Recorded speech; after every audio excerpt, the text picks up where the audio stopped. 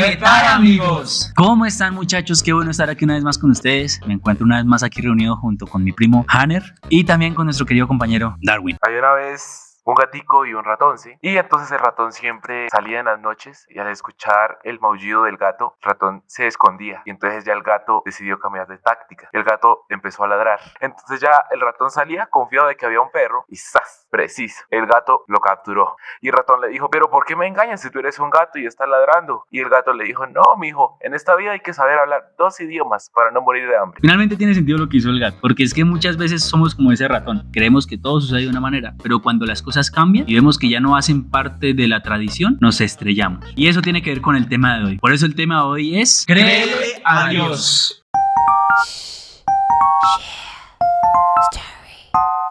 Es muy importante tener en cuenta que creer en Dios y creerle a Dios son dos cosas muy diferentes. Creer en Dios, todo el mundo puede decir, no, sí, yo sé que hay un Dios, yo sé que hay un Dios en el cielo, que está con nosotros, Dios me cuida, sí, yo creo que hay un Dios. Pero otra cosa muy diferente es cuando Dios nos da una palabra. Dios nos dice, en tanto tiempo te va a suceder esto, te voy a bendecir así, te tienes que cuidar de esto, te tienes que mover por esta dirección. Ahí es cuando se pone a prueba nuestra fe en creerle a Dios. No solamente creer que hay un Dios, sino creerle que lo que Dios me está diciendo es verdad. Entonces es muy importante tener en cuenta que creer en Dios y creerle a Dios son dos cosas muy diferentes. Si volvemos de pronto a la historia del ratón y el gato, nosotros somos ese ratón. Ya estamos acostumbrados a ver que Dios hizo algo y dependemos ideológicamente, o sea, estamos hablando de una ideología ya, de que Dios actúa solo de esas maneras. Entonces lo estamos encerrando en un pensamiento humano. Es importante esto, no encerrar a Dios en un pensamiento humano, porque humanamente no podemos entender a Dios. Si bien lo dijo Darwin, creer en Dios y creerle a Dios son dos cosas diferentes. No podemos entonces, por el hecho de creerle a Dios, esperar que Dios actúe como nosotros creemos que va a actuar. El ratón esperaba que el gato volviera a maullar y cuando escuchó fue un ladrido, salió. ¿Qué pasó? Fue cazado y se decepcionó. Tenía una idealización de cómo iba a actuar ese gato y muchas veces así es con Dios nosotros, ¿no? Yo creo en Dios y sé que Dios me va a sacar así de este problema, tal cual, porque lo hizo con tal persona, porque en su Biblia lo hizo con tal persona y entonces hacemos doctrina de milagros. Un ejemplo, entonces por el hecho de que Pedro caminó sobre las aguas, ¿vamos a hacer una doctrina de que absolutamente todos vamos a caminar sobre el agua? No,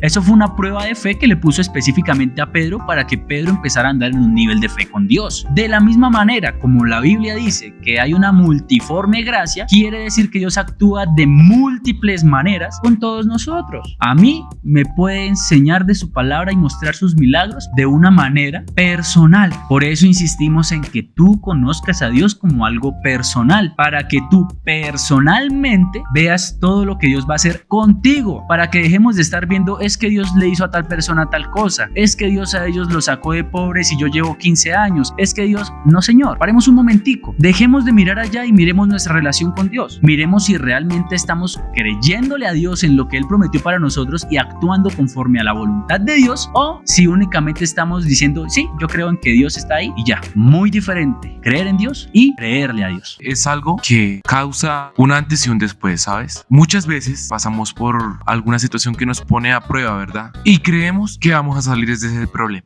Y a veces cometemos errores precisamente porque nos precipitamos a actuar de una manera que humanamente no se puede. ¿Qué pasa si en ese momento, cuando necesitamos pasar algún parcial y nosotros decidimos, no, venga, yo tengo que estudiar, tengo que prepararme porque el día de mañana quiero que me vaya de la mejor manera? Yo no voy a creer que Dios me va a ayudar en el parcial sin haber estudiado. No, Dios puede ayudarme si yo dedico tiempo a mi estudio, repaso, leo, tomo libros y profundizo, porque yo estoy estudiando, pero al mismo tiempo le estoy creyendo a Dios, ¿verdad? No voy a llegar al examen y voy a decir, protégeme, Señor, con tu espíritu, y que yo este examen lo paso sí o sí porque tú me ayudas. No, porque Dios no es nuestro alcahueta.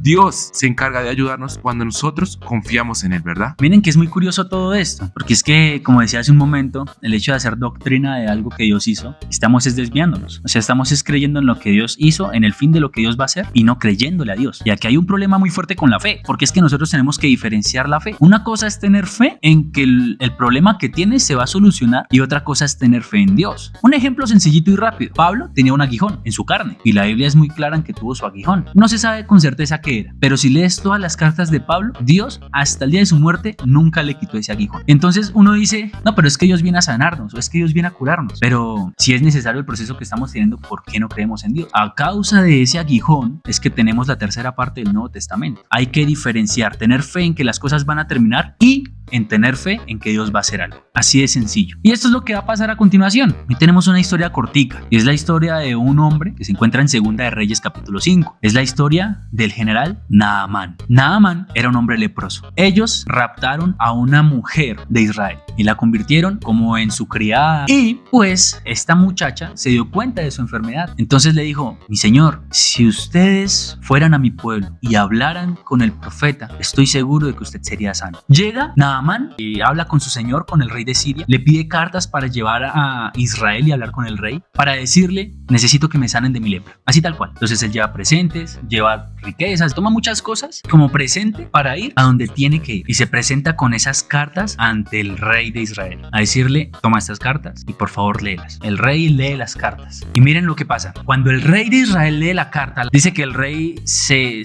turbó, se angustió, tanto así que rasgó sus vestidos y dijo: ¿acaso yo soy el Dios que da y quita la vida? Yo no soy Dios. Y tengamos en cuenta esto: era el rey de Israel y en Israel se habían hecho prodigios, milagros y una cantidad de cosas, y había un Dios que era el Dios de Israel llamado Jehová, y no pensó en él. El rey de Israel no pensó en Dios, rasgó sus vestiduras y ya, se sintió mal. Y cuando Eliseo, el profeta de Israel, escuchó que el rey de Israel había rasgado sus vestiduras por esta carta, dijo: venga, pero ¿en qué estamos creyendo? ¿En qué está el rey? ¿En dónde está su postura? O sea, él cree en Dios pero no le cree a Dios. Entonces le dice: mándalo a traer ante mí para que se dé cuenta de que aquí en Israel hay profeta, y no cualquier profeta, el profeta de Dios. Es decir, Dios está en medio del pueblo de Israel. Y aquí es en donde viene la parte chistosa. Llega Naamán. Recordemos que Naamán era una persona grande, un general, alguien importante, ¿sí? Una persona de alto rango. Y se llega a las puertas de la casa de Eliseo, y Eliseo manda a su criado y le dice: ve y lávate 7 veces en el Jordán. ¿Cómo? Eso fue todo.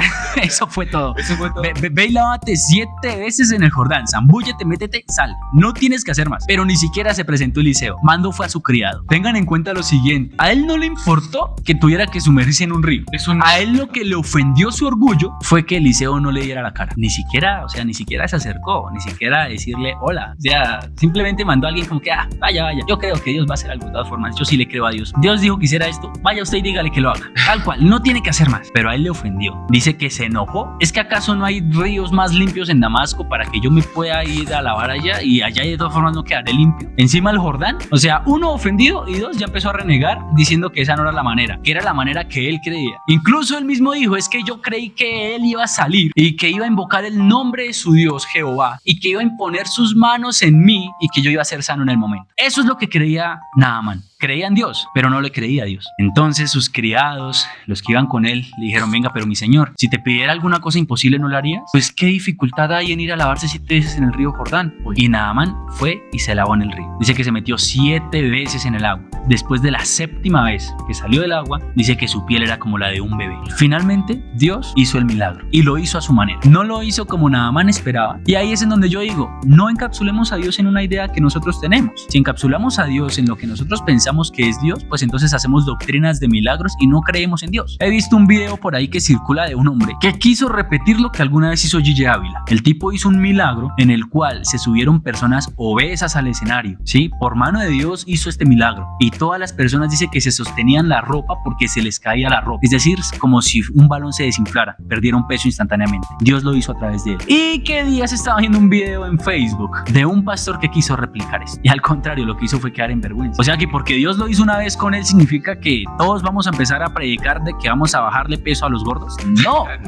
No, o sea, no podemos hacer eso. No podemos encapsular a Dios de una manera. Dios, cuando hace un milagro, lo hace porque es su voluntad hacerlo. En el momento, él consideró que era lo mejor hacer que personas perdieran de peso con Gigi Ávila. Aquí es en donde yo te digo: ¿crees en Dios o le crees a Dios? Me parece súper interesante ver cómo Dios actuó de una manera en la que nada más no se lo esperaba. A mí que me digan: vaya, métase en un río 7 veces y queda sano de su enfermedad. Pues uno de su carne, uno lo pensaría 2 veces. Uno empieza a cuestionar: ¿por qué de esta forma? ¿Por qué tiene que ser así? ¿Cuál es el motivo de que tenga que ser de esta forma? Entonces nosotros tenemos que muchas veces cerrar nuestro pensamiento natural, nuestro pensamiento de la carne, para abrir nuestro espíritu y entender lo que Dios quiere hacer a través de esas cosas raras que no podemos comprender. Así que es bien importante creerle a lo que Dios nos dice que hagamos, así sea lo más raro que nos diga, porque si podemos ver, que Naamán al final se sumergió en el río, así como para ver a ver qué sucedía. Y al final, pues sí, fue algo muy maravilloso, fue algo impresionante. Esto es súper importante para siempre mantenerlo como anotadito ahí en favoritos, ¿verdad? Porque esto no solo se aplica a esa historia, aplica a nuestras vidas y en la vida de cada uno. Y tú que nos estás mirando ahí, Dios obra de una manera diferente, de la manera que a veces menos lo esperamos, porque Dios en su multiforme gracia, en sus diferentes maneras de actuar, Él te sorprende de una manera que a veces no podemos procesar porque es conforme a Dios quiere hacerlo. Y ahí es cuando debemos aprender y confirmar sí o sí que no es creer solo en Dios. Cuando le creemos a Dios, Él obra de la manera como Él prefiere para nosotros o lo que es más viable para nosotros. Creerle a Dios y obedecerle a Dios. Estos dos aspectos que son muy importantes son un complemento entre sí. Ahora, algo muy importante aquí como para aclarar. Por el hecho de que digamos que Dios hace cosas que a lo mejor no creíamos que Dios va a hacer o va a usar a nuestro favor, tenemos que entender que Dios nunca va a hacer algo mal. Dios no hace maldad. Dios no tiene ninguna comunión con el mal, lo dice su palabra. Entonces, aprendamos a diferenciar esas voces que a veces son locura, pero son locura humana, de la verdadera voz de Dios, que a lo mejor no la entendemos, pero que sí quiere un bien para nosotros. Dios nunca va a hacer uso del mal personalmente Él para decir, vea, los voy a ayudar de esta manera, tienen que hacer pecado. Jamás. Y con esto también quiero decir, junto con lo que decía Darwin, tengamos discernimiento de espíritu y analicemos cada una de las palabras que nos llegan para aprender a conocer la voz de Dios de la voz de los hombres. Entonces, muchachos, esto fue todo por hoy. No tengamos fe en el final de lo que queremos, sino que tengamos fe en Dios y Él, a través de lo que es su voluntad buena, agradable y perfecta, hará que las cosas funcionen de la mejor manera para nosotros. Eso fue todo por hoy. No olviden seguirnos, no olviden darle like a los videos, sigan la página para más contenido, compartan con sus amigos y pues estaremos aquí en una próxima ocasión para darles un nuevo tema. Entonces, muchachos, les decimos ¡Hasta la próxima!